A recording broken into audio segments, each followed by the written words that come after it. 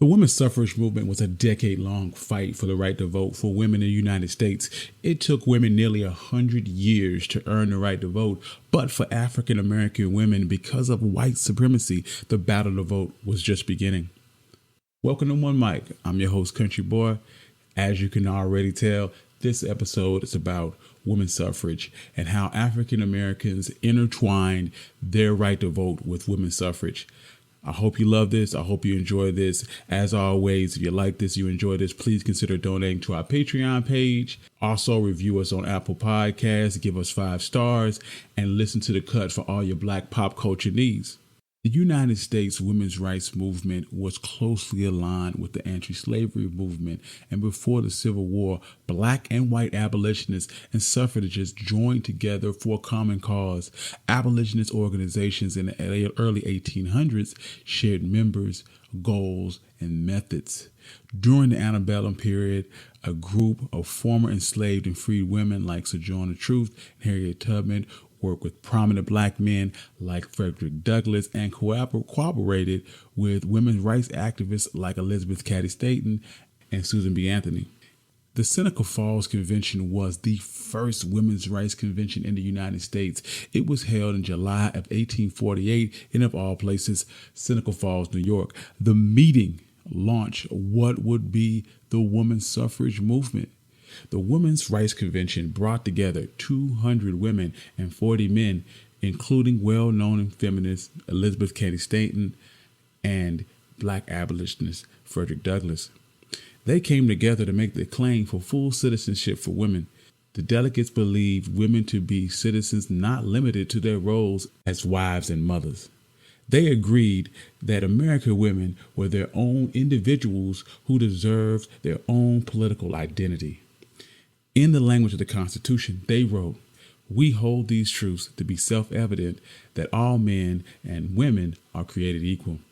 Elizabeth Cady Stanton would open the convention with a speech stating, "We are assembled in protest of a form of government existing without consent of the governed to declare our right to be as free as man is free, to be represented in the government which we are taxed to support, to have such disgraceful laws as to give man the power to chastise and imprison women, to take the wages which she earns, the property which she inherits, and in case of separation, the children that she loves."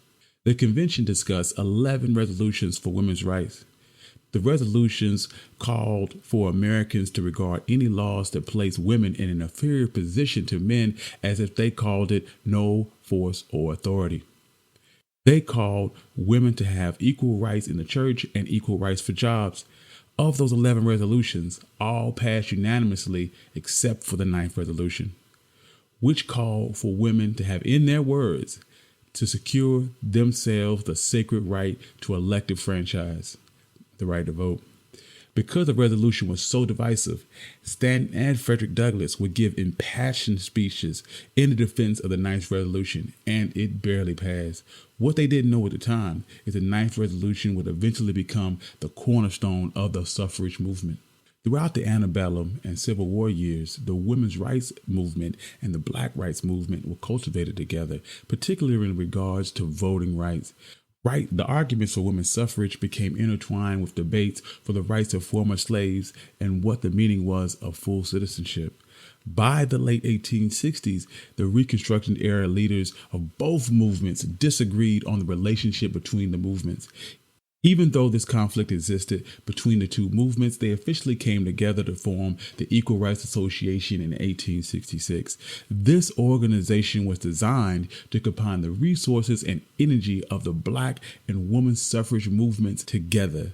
Their relationship still remained tenuous, with Susan B. Anthony stating in a meeting with Frederick Douglass in 1866, "I would cut off my right arm of mine before I ever work or demand the ballot for the Negro and not the woman." The passage of 2 amendments during Reconstruction further strained this tenuous relationship between the Black and the women's rights movement. In 1868, the 14th Amendment was passed. The first section, and the most popular, affirmed the rights of new free black men and women. The law stated that everyone born in the United States, including former slaves, were American citizens, and no state could pass a law that took away their rights to life, liberty, or property. The second section of the 14th Amendment was the most problematic. It added the first mention of gender into the Constitution. It declared that all males over the age of 21 should be able to vote. The insertion of the word male into the Constitution represented a brand new challenge for women's rights. For the first time, the Constitution asserted that men, not women, had the right to vote. Prior to this, only states had restricted the right to vote to men. Elizabeth Cady Stanton would say, if the word male to be inserted in the Constitution, it will take us at least a century to remove it. With the passage of the 14th Amendment, it caused women's suffrage groups to move away from the Republican Party and the political system as a whole over what they perceived to be a betrayal. Meanwhile, black suffragists moved themselves more closely to the Republican Party. At the time, the Republican Party was the more progressive of the two parties, with the Democratic Party being decidedly more conservative. White suffragists did attempt to court the Democratic Party for legislative support, but the Democratic Party would not officially support women's suffrage movement and would only offer support in an attempt to discredit Republican support for black suffrage. The women's rights movement would essentially completely disassociate itself from the entire political process. In contrast of the actions of the women's suffrage movement, the black rights movement would move more closely to the Republican Party, and in turn, they would be more vocal in their support of black suffrage. Ironically, the black suffrage movement felt that combining the two movements together would deplete support for both, and that the goal of black suffrage was more easily obtainable during the Reconstructive era. This caused black activists to move more towards the Republican Party and distance themselves from the women's rights movement. During the final meeting of the American Equal Rights Association in 1869, the debate caused by issues of the 14th Amendment completely destroyed any desire for cooperation between the two movements. Frederick Douglass debated that the issue of race was more urgent of the two causes. Douglass would say the black man needs suffrage to protect his life and property and to ensure him respect and education. Black male suffrage was portrayed as not only as a political right, but a physical necessity. Despite this, most women suffragists were unwilling to postpone women's suffrage for a black man. The women's suffrage leadership was no longer interested in fighting for the enfranchisement of men who they considered to be inferior, and black suffragists didn't see the point in devoting resources to a movement they perceived as lacking political support and overall relevance. Without the mutual respect for the two groups, the American Equal Rights Association was doomed. When the 15th Amendment was passed in 1870, which granted black men the right to vote but made no reference to sex as a protected class, women suffragists were livid. They bitterly fought over whether they should support or oppose the 15th Amendment. Women rights activists Stanton and Susan B. Anthony objected to the new law because it enfranchised black males while leaving white women disenfranchised. They wanted to be included with black men in the 15th Amendment. While Lucy Stone supported the amendment because she felt that black men needed the right to vote more than women, not just because it was a step in the right direction for equality, but because it was a matter of life and death for black men. This debate finally caused the Equal Rights Association to rip itself apart. The split between the two factions, with Susan B. Anthony and Elizabeth Cady Stanton forming the National Women's Suffrage Association and Lucy Stone forming the American Women's Suffrage Association. The collapse of the Equal Rights Association was a symbol of the split between women's suffrage and black suffrage. After the split of the two suffrage organizations, they used completely different strategies to gain the right to vote. The more militant and all-female National Women's Suffrage Association was purely focused on women's enfranchisement, apart from equal rights and what they called manhood suffrage. They demanded that the 16th Amendment enfranchise citizens without regards to sex. They felt that women should focus on challenging the 14th Amendment by attempting to vote and forcing the debate in the courts, while focusing on state-level voting rights and then moving towards an eventual constitutional amendment. While the American Women's Suffrage Association continued to work with both males and females for equal rights of both races and sexes in a similar vein to the abolitionist movement. They would continue to support the 15th Amendment and universal suffrage while focusing on gaining women's right to vote at a state level and petitioning Congress to support a constitutional amendment. At this time, the National Women's Suffrage Association decided to employ more complex strategies to promote women's enfranchisement. Suffrage leaders formulated a legal strategy which argued that voting was one of the privileges and impunities of citizenship protected by the 14th Amendment. From 1868 to 1872, hundreds of black and white women suffragists registered and voted, hoping to bring the issue to the courts. Officials arrested some of these women while they filed suits and were charged with the crime. In 1874, the United States Supreme Court unanimously determined that the 14th Amendment was not intended to guarantee women's suffrage. It marked a serious setback not just for women's suffrage movement, but for the Black Suffrage movement, and caused a refocused attention on a federal amendment. With the Compromise of 1877, this was a formal agreement between Southern Democrats and allies of Republican Rutherford Hayes to settle the result of the 1876 presidential election. But the major impact was the withdrawal of federal troops from the South. This marked the official end of Reconstruction. Southern states created elaborate segregation and disenfranchisement measures, such as poll taxes, literacy tests, grandfather clause, criminal laws that stripped convicted felons of their voting rights, and the Supreme Court upheld them all as constitutional. Southern Democrats argued that black disenfranchisement was necessary to stop the honest vote of the white man from being offset by some Negro. In post-Reconstruction, state governments created institutionalized white supremacy, and most black men in the South were disenfranchised once again. While the 14th and 15th Amendment pitted white women and black men against each other, it continued to leave black women on the sidelines for the fight for voting rights. However, black women still became members of both suffrage groups.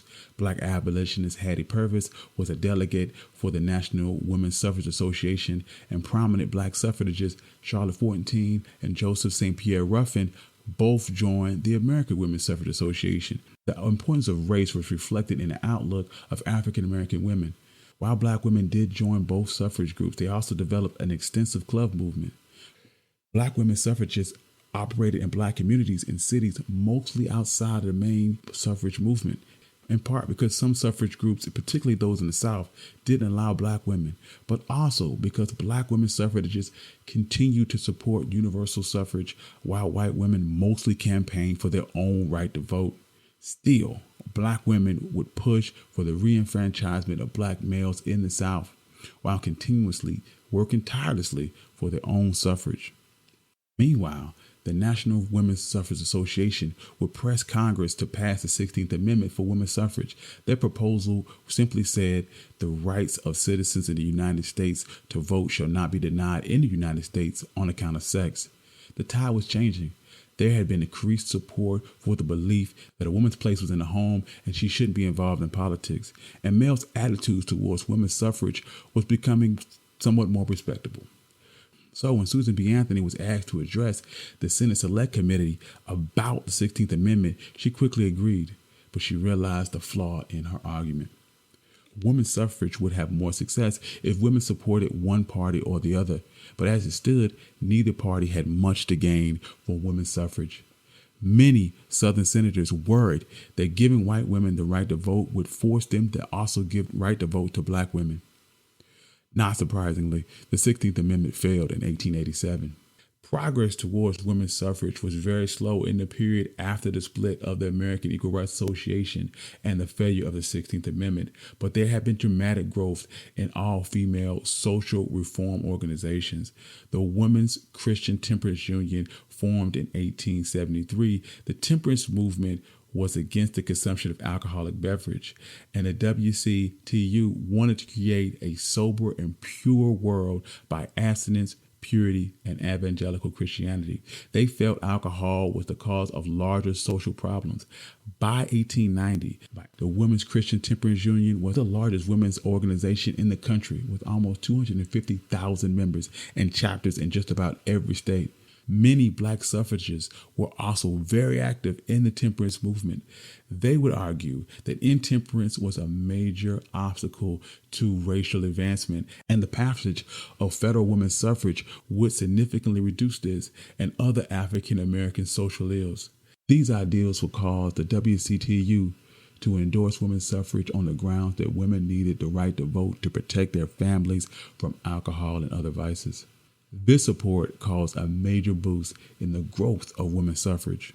As friction between the National Women's Suffrage Association and the American Women's Suffrage Association began to dissipate, the issues that had once divided the two organizations, like representation, universal suffrage, and the direction of the movement, didn't seem as important as they had in the past.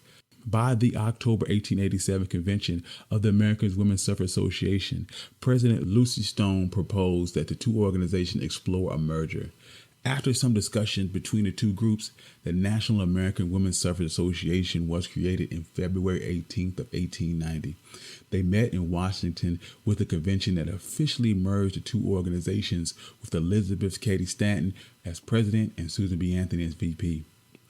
This reconsolidation would drive women's suffrage into the political mainstream. Activists took advantage of the growing club and temperance movement to draw thousands of women into their ranks. They branded women's suffrage as moderate and non-controversial. The National American Women's Suffrage Association downplayed the support of blacks and also didn't publicize its female membership because it was important to secure support from Southern Jim Crow states for a federal amendment. Also supported any politician from either party who supported women's suffrage and wouldn't take any position on any controversial political issue of the day. But despite all the work done by black suffragists, the mainstream suffrage movement was moving towards radical discrimination practices and even condoned white supremacist ideology in order to garner support for white women voting.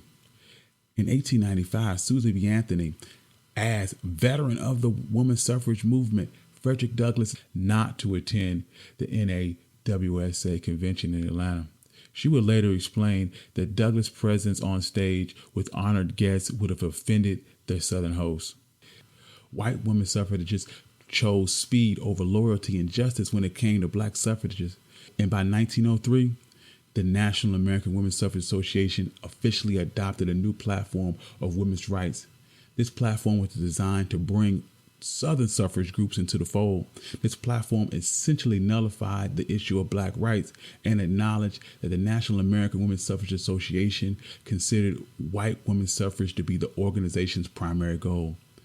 With the National American Women's Suffrage Association's platform to recruit Southern women into its ranks, and Southerners felt that state-by-state argument aimed at excluding black women was the answer.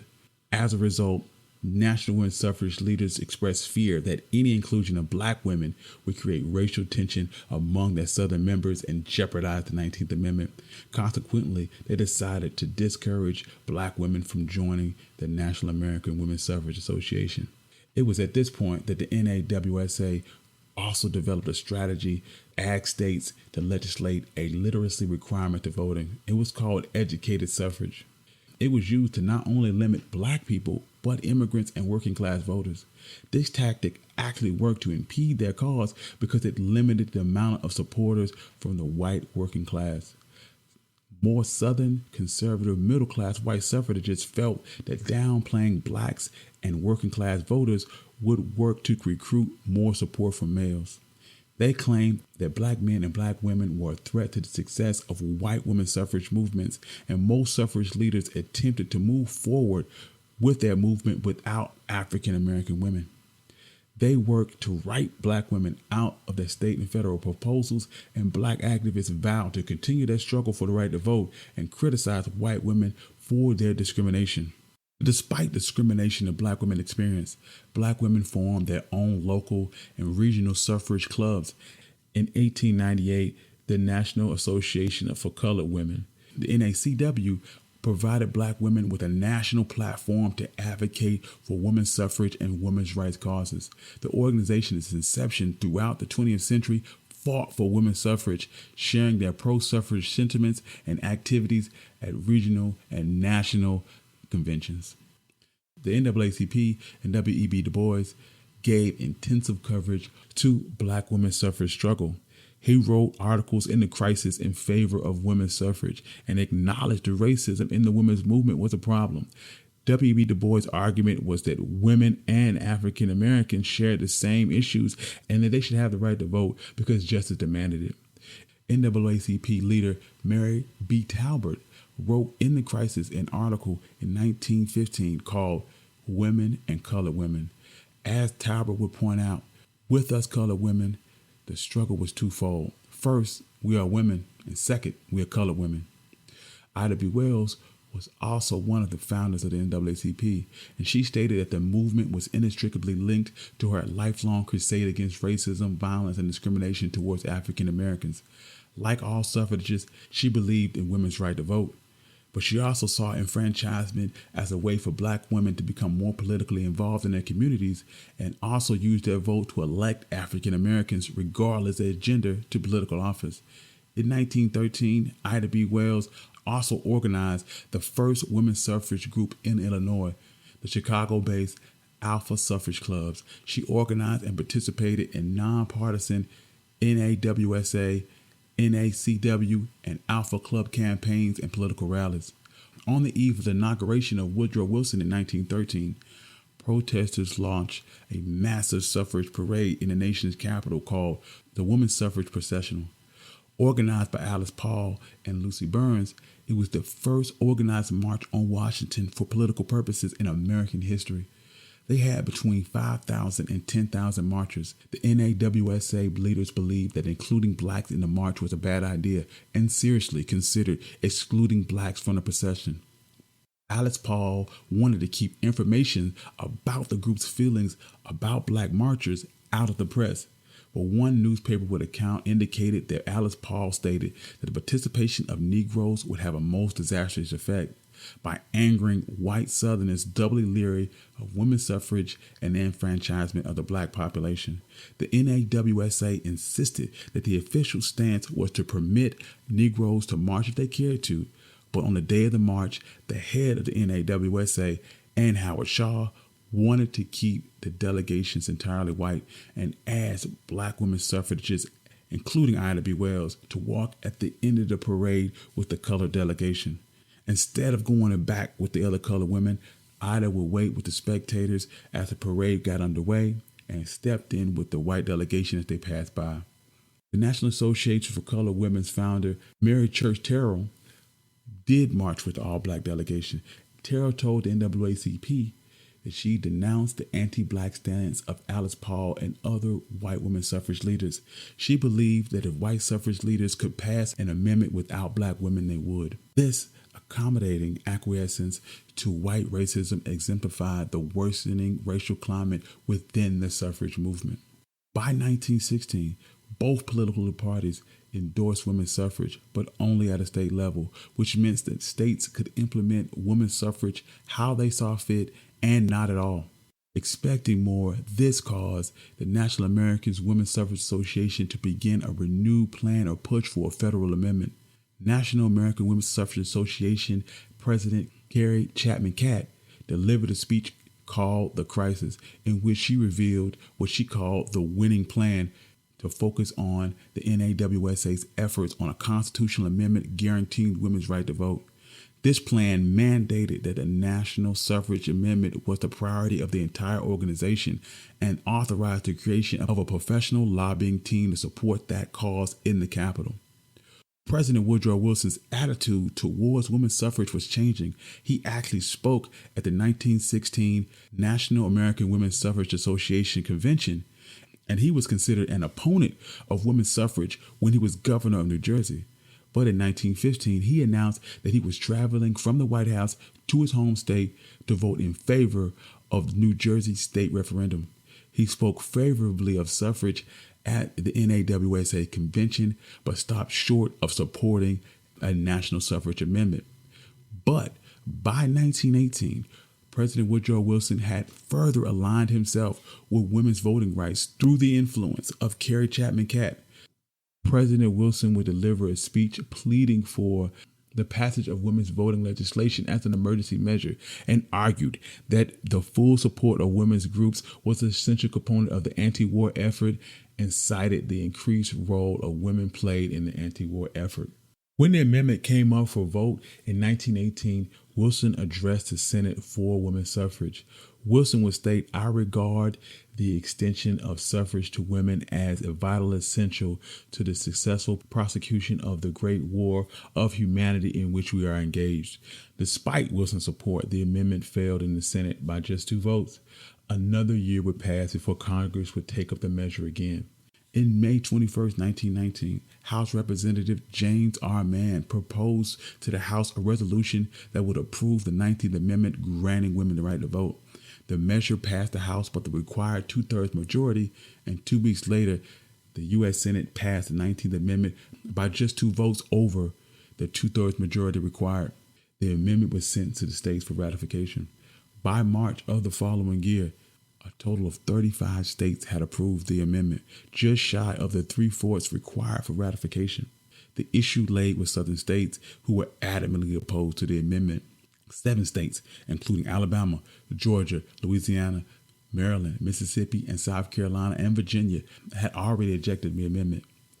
Tennessee took up the vote in August 18th of 1920, and it was up to Tennessee to tip the scales in favor of women's suffrage. The outlook was not very good. Given the outcome in other southern states, the result was Tennessee state legislators were locked in a 48-48 tie. The decision came down to a 23-year-old representative, Harry T. Burns. The Republican would cast a deciding vote. He was actually opposed to the amendment, but his mother convinced him to approve it. Allegedly, Harry T. Burns' mother wrote her son stating, "Don't forget to be a good boy and help Miss Catt put the rat in ratification." On August 26th of 1920, the 19th Amendment was certified and added to the Constitution. The amendment read that the rights of citizens of the United States shall not be denied or abridged by the United States or any state on account of sex. The 19th Amendment extended the right to vote to between 26 million and 30 million women, making it the single largest expansion of voting rights in U.S. history. On November 2nd, more than 8 million white and black women would successfully cast their ballot. But in southern states, black women would encounter the same disenfranchisement strategies and anti-black violence that led to the disenfranchisement of black men and continued to keep black women disenfranchised well after the 19th Amendment. Worried about black women voting, state legislators went so far as to change the laws to keep the doors locked. In places like Mississippi, lawmakers changed the poll taxes to require the same poll taxes of $2 for women as required of men. In Savannah, officials imposed a letter of the law, concluding that many Negro women had registered since suffrage movement amendment came effective. Election judges ruled that they were not so entitled to vote because the state law required registration to be 6 months before the election. This ruling meant that no woman in the state of Georgia could vote because too little time had passed between the ratification of the 19th Amendment and Election Day. After 1920, several states imposed grandfather clauses to ensure that descendants of disenfranchised slaves who were now free could not vote. Other states subjected voters to literacy tests, which local officials administered differently to black versus white voters. And so-called understanding clauses demanded that potential voters read, then explain the text that they had just read. It was just another requirement that disproportionately disenfranchised black Americans. When voters did overcome these hurdles, they often learned that they had accumulated years of unpaid poll taxes, which had to be paid before they could cast their ballot. These obstacles would spark a decades-long push for equal rights to the ballot for black communities, with civil rights activists making voting rights key to their fight for racial justice. As with the larger suffrage movement, black women continue to take a leading role in unfettered access to voting. These efforts would culminate in the Voting Rights Act of 1965, legislation that finally secured the right to vote for black people. The Voting Rights Act of 1965 brought promises of the 15th and 19th Amendment to reality for Black people whose votes has been suppressed by discriminatory tactics. For Black women, the right for suffrage was a multifaceted effort closely linked to the fights for equality in Black community. Racism and other discriminatory tactics within women's rights organizations and suffrage campaigns and anti-Black racial violence forced Black women early on to link their right to vote with Black suffrage and civil rights activism. Black women's fight for equal rights from the antebellum period to the opening decades of the 20th century helped define their post-19th Amendment ratification political activism. Following the 19th Amendment, the battle for the right to vote ended for white women, but for African Americans, the outcome was less clear. Hoping to combat anti-Black violence and the disenfranchisement of Black men, particularly in the South, Black women engaged in politics and activism and expanded post-1920.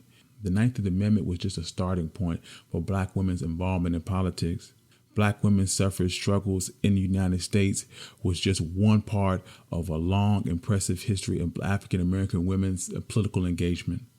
Black women were always the ones sitting at the table, tirelessly creating the vision, the policy, and the mobilization for African Americans in our fight for equal rights.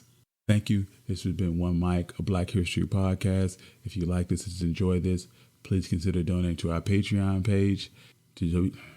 Please consider donating to our Patreon page so we can continue to bring you dope content. Also review us on Apple Podcasts. Give us 5 stars, and listen to the cut for all your Black pop culture needs. And peace.